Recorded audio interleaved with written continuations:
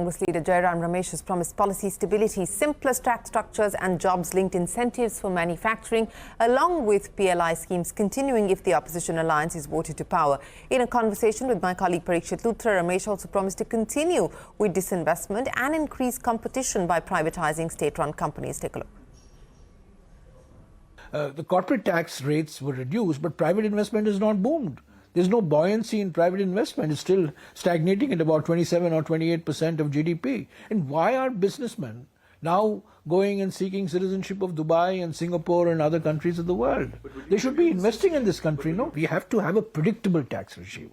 One of the reasons why, Keynes once said that investment is not just a financial decision.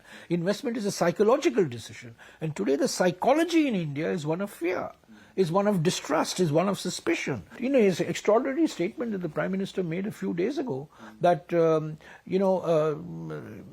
and Ambani are going in a tempo with gunny bags of black money and giving it to the Congress party. I thought black money had been unearthed and eradicated after the demonetization exercise of November 8, 2016. And Prime Minister is speaking of black money in the hands of two of the biggest industrialists of India. Extraordinary situation. We are for competition. We need more competition. We need more genuine competition. We can't have oligopolies and monopolies in our industrial system. Competition and more competition. We must reduce barriers to entry. We must reduce barriers to exit while protecting the legitimate interests of all stakeholders, particularly labor. We can't have an insolvency and bankruptcy code, which has haircuts to the extent of 80%, 90%, as we have seen in a large number of cases. We are for competition.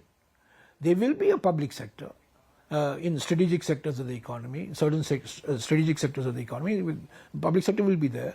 But we know that we cannot accelerate GDP growth.